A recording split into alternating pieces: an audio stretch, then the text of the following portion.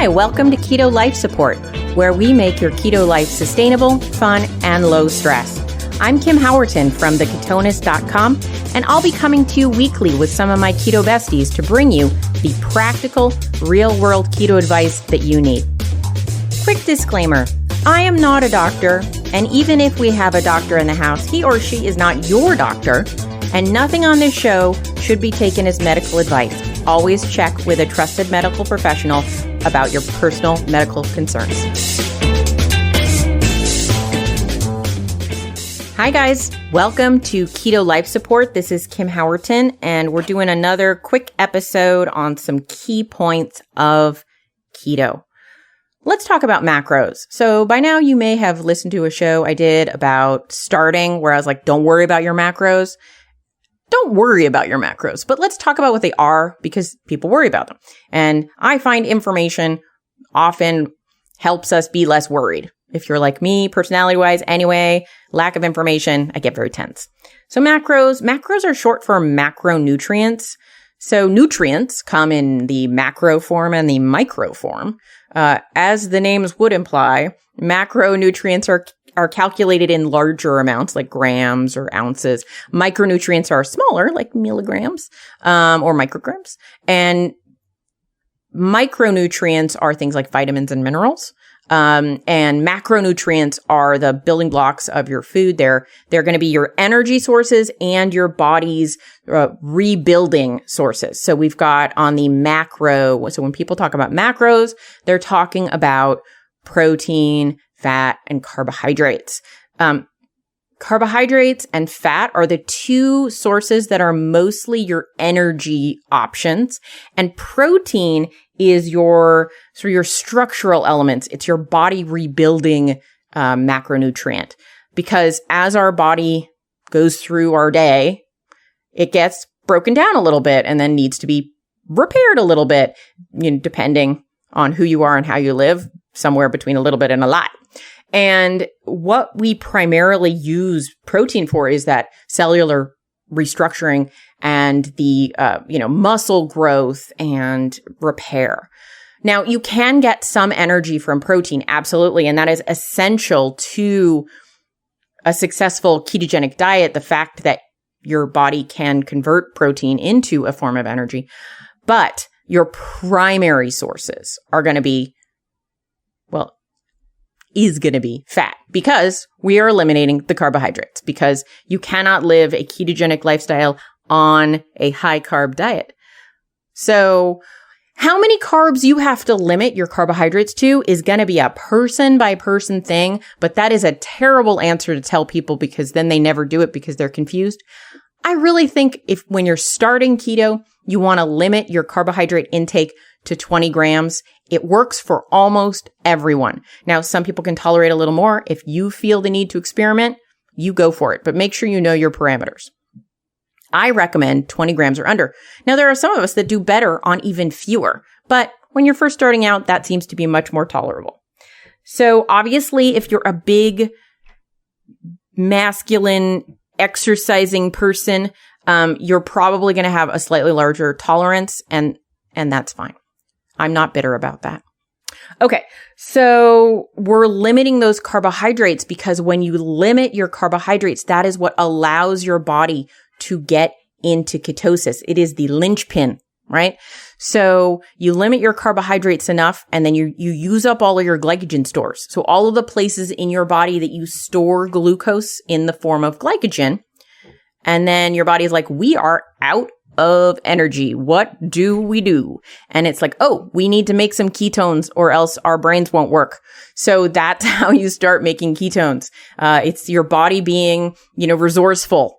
So you're in this resourceful body and it's like, okay, we're going into ketosis now, people. So you're in ketosis and your body is now starting to use fatty acids and ketones, both for energy and for fueling your body.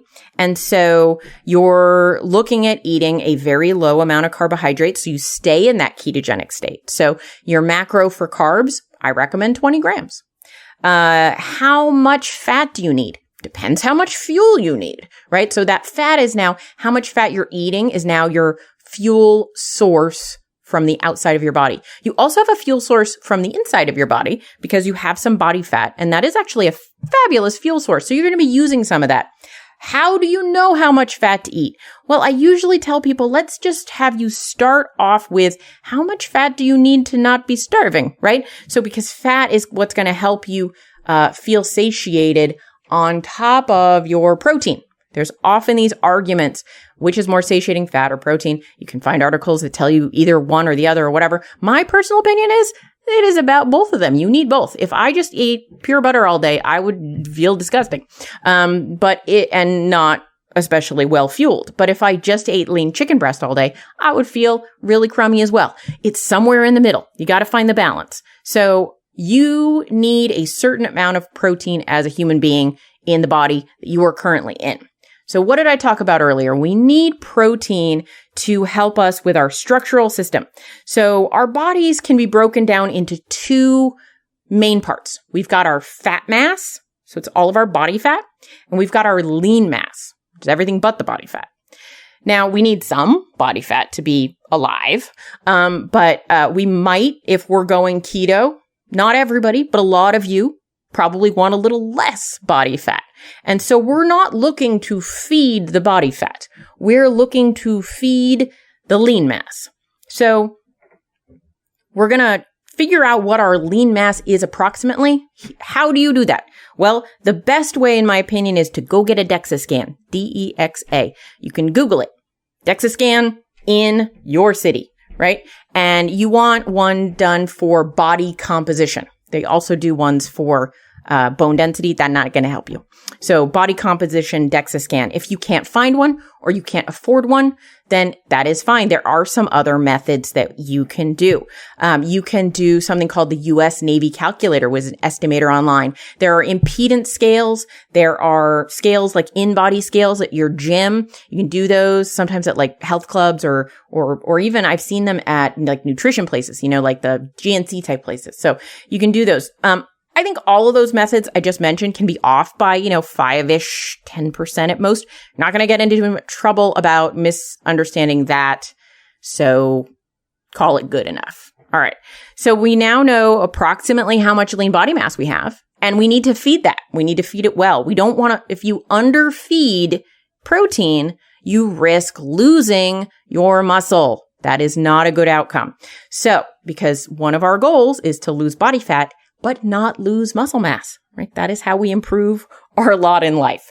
So we're going to feed that lean body mass protein, and we're going to figure out how much. And generally speaking, this is the easy answer. I'm going to piss everyone off that is European. I'm going to talk in pounds, not in kilograms, because no one understands me when I used to talk about it in kilograms.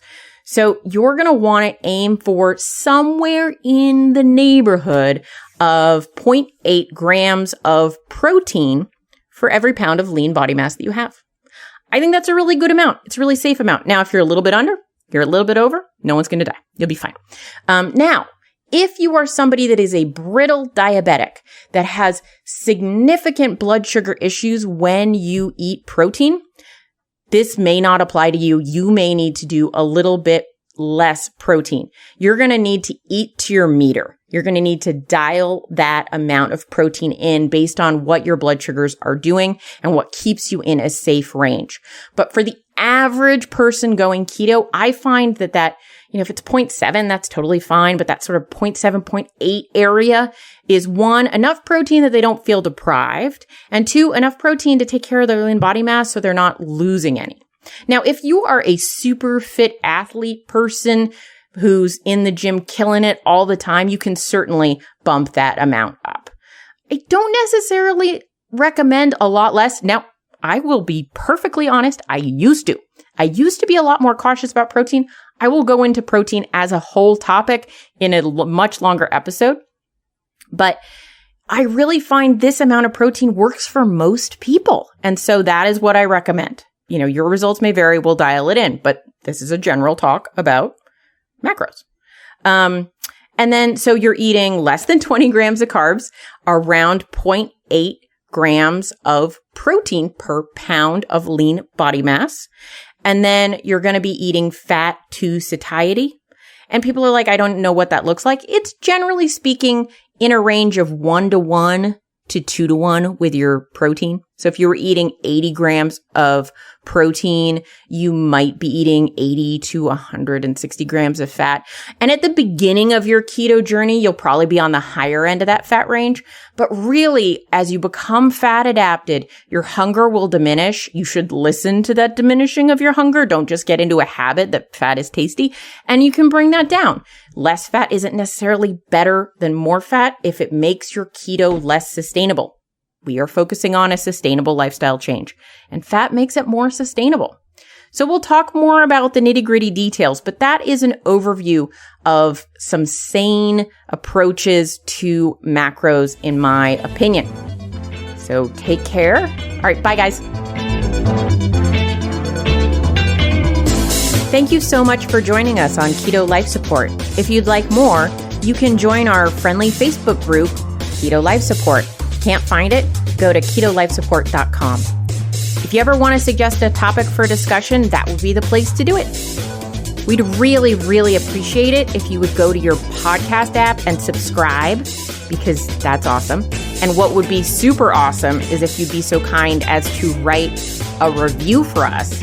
Though we would love it if that review was awesome, just writing a review is all we ask. So have a fabulous keto week, and we'll see you next time.